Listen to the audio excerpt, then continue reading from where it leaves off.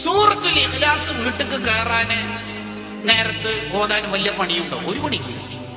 ആകെ കുറഞ്ഞ സെക്കൻഡ്സുകളല്ലേ വേണ്ടു, 1 മിനിറ്റ് തികച്ചു വേണ്ടല്ലോ. സൂറത്തുൽ ഇഖ്ലാസ് വീട്ടിലേക്ക് കയറുമ്പോൾ പാരായണം ചെയ്ത ആൾക്ക് കടബാധ്യത ഉണ്ടാവില്ല, സാമ്പത്തിക ഞെരുക്കങ്ങൾ ഉണ്ടാവില്ല, ബുദ്ധിമുട്ടുണ്ടാവില്ല എന്ന് മാത്രല്ല, ആ വീട്ടുകാരുടെയും പരിസരത്തുള്ള വീട്ടുകാരുടെയും ജീവിതത്തിൽ ബർക്കത്തുണ്ടാകും. അത്രയും ബർക്കത്തുള്ള സൂറത്താണ് സൂറത്തുൽ ഇഖ്ലാസ്. നമ്മളൊക്കെ സൂറത്തുൽ ഇഖ്ലാസിന്റെ അഹങ്കാരാവണം. ജീവിതത്തിൽ 1,00,000 സൂറത്തുൽ ഇഖ്ലാസ് പാരായണം ചെയ്ത് തീർത്താൽ അയാൾ നരകത്തേക്ക് പോകില്ലെന്നാ ഹദീസിൽ കാണാം. അൽ ഇഖാഖത്തുൽ കുബ്ര എന്നാണ് അതിനെ വിശേഷിപ്പിക്കുക. വലിയ പ്രൊട്ടക്ഷൻ, വലിയ മോചനം എന്നൊക്കെയാണ് അതിന്റെ അർത്ഥം.